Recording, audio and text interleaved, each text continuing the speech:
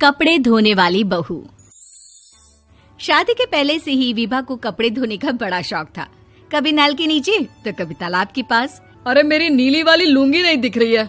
विभा की अम्मा, कहाँ रखी है लुंगी? अरे वो तो विभा ने परसों ही धोकर रखी थी आपकी अलमारी में, देखो वहीं होगी।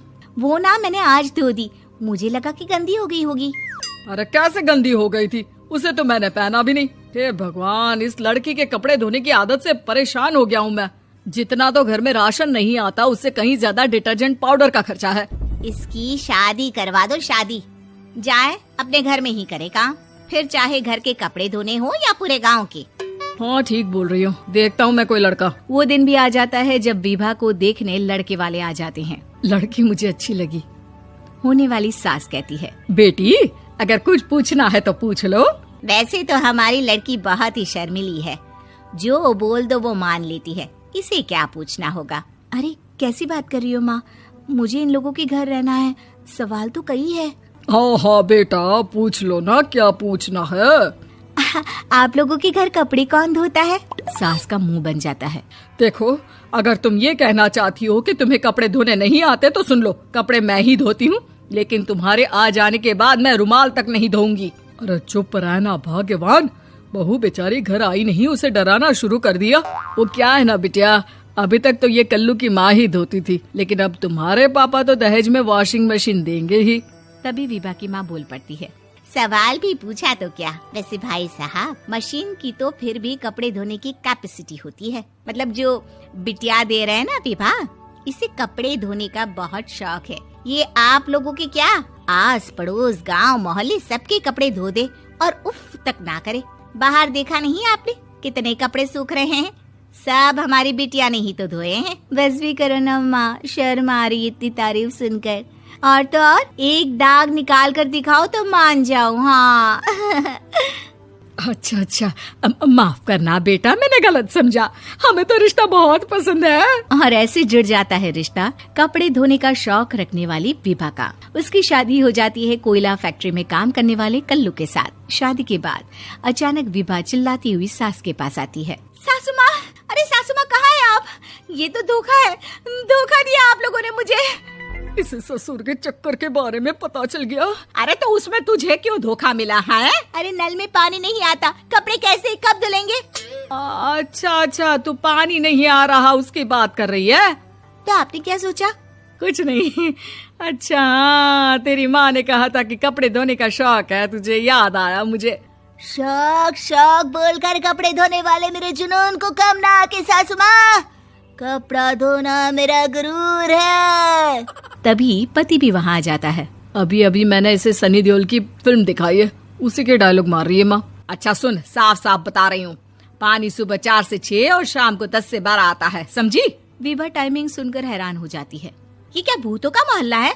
सुबह 4 बजे उठकर कौन कपड़े धोता है? 4 बजे टंकी में पानी जाता है, फिर सारा दिन धोना ना, किसने मना किया? अरे कैसे बात कर रही हैं? 200 लीटर की टंकी में कितने कपड़े धो लूंगी मैं? सुबह ही उठ जाऊंगी मैं। अब क्या था, विभा सुबह 4 से लेकर रात के 12 बजे तक कपड़े ही धोती रहती। एक रोज सास पड़ोस से निकलकर कहीं जा रही होती है कि साथ वाली कहती है, हाँ कल्लू की माँ, जरा ये बताओ कि 2 साड़ी है, 2 ब्लाउज और एक पेटीकोट और एक नाड़े वाला लंबा कच्छा। हाँ तो? अरे तो क्या, कितना लोगी धुलाई ये बताओ। धोबन दिख रहे हैं हम क्या? हमारे पति सरकारी नौकरी से अभी रिटायर हुए हैं और बेटा सुपरवाइजर है कोयला फैक्ट्री में। धोबन समझ रखा है हमें। हाय रे कल्लू की अम्मा, माफ कर दो, वो तो मोहल्ले में यही सब बता रहे थे कि तुमने बहू को कपड़ा धुलवाने के काम में लगा दिया है। सास को पड़ोसन की बात सुनकर गुस्सा आ जाता है। वो घर पहुंचती है जहां घर के बाहर ही इतने सारे कपड़े सूख रहे होते हैं जितने कि किसी धोबन के घर पर। अरे ओ कल्लू की दुल्हन, बाहर निकल। माँ जी यहीं आ जाओ, बाथरूम में चादर धो रहे हैं हम। अरे अभी हम धोते हैं, तुमको बाहर निकलो। ये आस पड़ोस वाले बोल रहे हैं कि हम बहू से कपड़े धुलवा कर उसे कपड़ा धोने वाली बना दिए हैं। अरे छोड़ो ना माँ जी, किन लोगों की बातों में आती हो? आस पास के लोगों का तो काम ही होता है कि वो किसी तरह सास बहू को लड़ा दे। बहू सारे घर के कपड़े धोती है, ये क्या कम है? बोलिए। सास को भी लग जाता है कि वो बहू का ये सनकीपन नहीं छुड़वा सकती, इससे अच्छा है कि खुद ही चुप हो जाए। एक रोज सास और बहू मंदिर जाते हैं, जहाँ सास की साड़ी वहाँ खड़ी भीख मांगने वाली से मिलती है। माँ जी क्या बात है, आपकी साड़ी उस भिखारन से कितनी मिल रही है ना? हाँ हाँ, देखो तो दोनों की साड़ी मिल रही है। क्या बात है कल्लू की अम्मा, तुम खुद को तो अफसर की बीवी बताती हो और ऐसी सिंपल सी प्लेन साड़ी पहनकर घूमती हो। सिंपल और प्लेन नहीं है ये साड़ी। तो क्या सोने के धागे से फूल बने हैं? कुछ भी सासू माँ, कुछ भी। हाँ, बने थे इस साड़ी में सोने के धागे से फूल। मेरे पति लेकर आए थे मद्रास से स्पेशली मेरे लिए 10,000 की।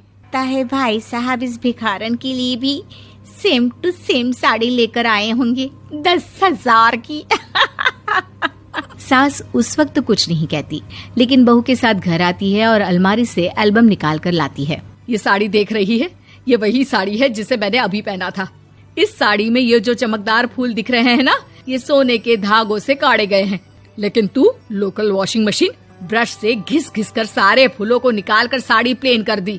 मुझे माफ कर दीजिए सासू माँ। और तो और, जब मैंने तुझे तेरी गलती के लिए कुछ नहीं कहा, लेकिन तूने तो सबके सामने मेरा मजाक ही बना दिया। क्यों? बहू को समझ में आ जाता है कि अब से उसका कपड़े धोना बंद।